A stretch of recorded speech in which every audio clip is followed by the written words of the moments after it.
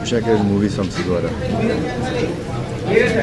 రామోజీ గారు స్థాపించిన సంస్థ ద్వారా తొలి చూపులనే సినిమాతోని నా సినీ ప్రస్తావన మొదలైందండి. అలా నేను ఒక్కనే కాదు, ఎంతోమంది సినీ తారలకి అవకాశం ఇచ్చి, ఎంతోమంది దర్శకులకు, ఎంతోమంది రైటర్స్కి అవకాశం ఇచ్చిన గొప్ప సంస్థ.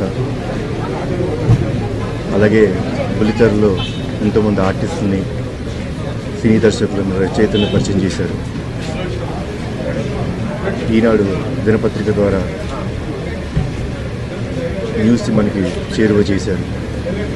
ఈటీవీ ద్వారా మనకి ఎన్నో న్యూస్ అందజేసిన గొప్ప వ్యక్తి రామోజీరావు గారు. అలాగే Ramoji film city, Asia's biggest film city కట్టి మా సినిమా వాళ్ళకి